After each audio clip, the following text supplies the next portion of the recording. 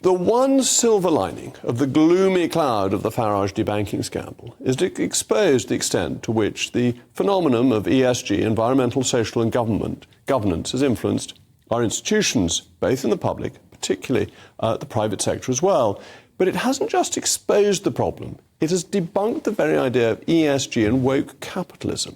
Any company that cynically sings the tune of equality, diversity and inclusion can be expected to have very little interest in any of these, as the NatWest issue showed.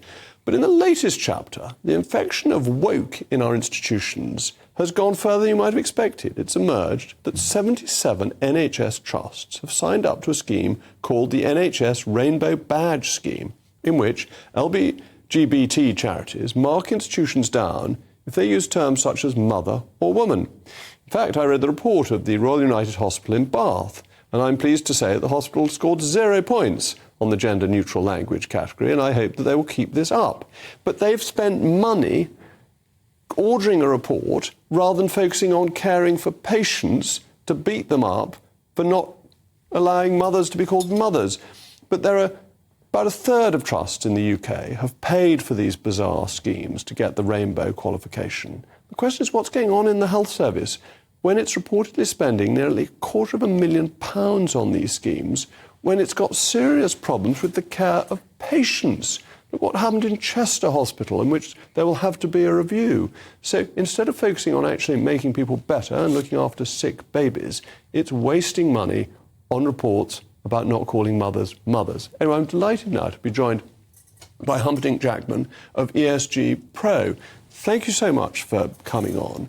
Why are public service institutions spending money on things that seem to me to be so entirely wasteful that the report on the Royal United expects people to be asked when they go in pretty much the first question, not what's wrong with you, but what's your gender? Can this possibly be the right way to be treating patients? I'm no clinician, but I don't think this is the right approach. I think really it comes down to, it's a corruption of what you touched on, environment, social and governance. It's a corruption of what the whole ethos has been about for all of these years. As I see it, this critical social justice approach is a learned political attack where the antagonists have learned from critical race theory, something we've imported lock, stock and barrel from the United States.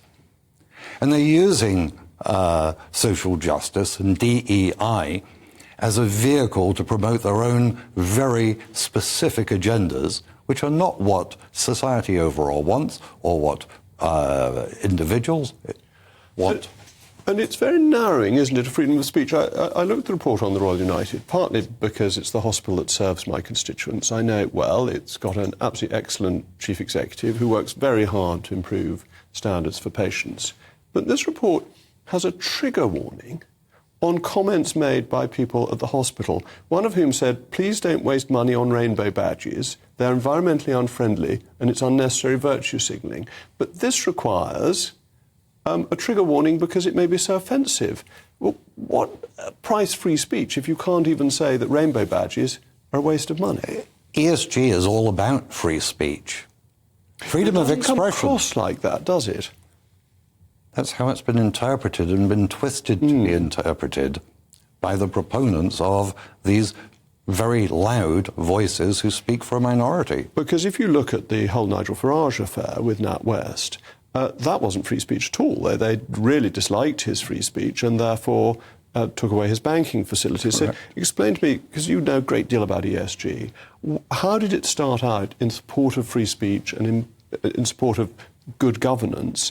And a bit more about how this has been led astray. ESG covers many, many topics, but let's just digress to look at what's actually happened in the NHS and then go back to the specifics. What it is now, environment under the NHS is net zero. Everything else ignored. Social is about gender identity. Governance, instead of about worrying about better procurement or proper supervision of hospitals and maternity wards and so on, has devolved into board members fearing for their careers. If they don't toe the line, if they don't employ the next more DEI managers and adopt a gender-based political ideology, there are people who are now genuinely afraid of their jobs and their careers. Because governance should surely be about the ability to whistleblow. If you think something is wrong in an organisation, there should be a method for you to say this, not whether your badge describes your pronouns. Exactly. Good governance is about having a whistleblowing policy. It goes far beyond that. Which the NHS seems to be particularly weak on. It's not very good, is it? Well, that's what we've seen recently. So how do you get, as a proponent of ESG, it back on the right track, or actually is it a lost cause? It's by no means a lost cause. In fact, it's something we're helping small businesses especially fight against the corporates who are twisting the evidence in their favour and being a bit clever about covering up specifics. The NHS right now has a problem in imposing very specific social value frameworks on small businesses who are doing the right thing with their ESG reporting. They're being very diligent. But the argument is being distorted by people who are worried about language grading. I mean, the article in The Sun today about not referring to mothers is a language grading which is actually going to disenfranchise the very stakeholders who want to be heard, who want jobs in the NHS. It can bring value. And that there is this element to which the gender issue discriminates against women going about their ordinary lives and denies them the opportunity to be called mothers, and also forces people to have to identify themselves by gender rather than just going into hospital and being treated and saying, well, look, I've got a pain in my leg or hand or wherever. And this is just a very odd way of dealing with health, isn't it? Well, exactly. I had an X-ray on my knees last week, and there were multiple... Did they ask you what your gender was? Absolutely. They did? Yes. For no clinical reason, but how will any clinical outcome be improved by a rainbow badge?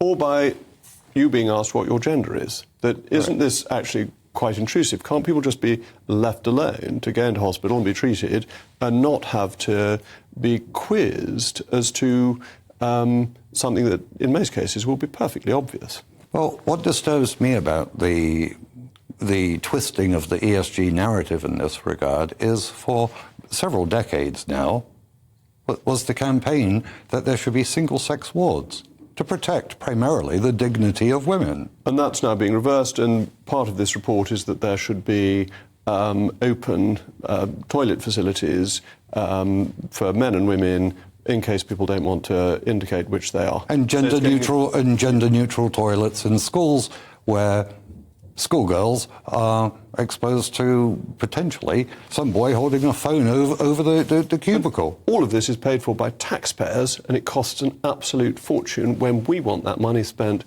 on patients and on pupils. And they've spent £200,000 of taxpayers' money, and that pales into insignificance compared to the costs, the salaries of and employing all of these DEI managers.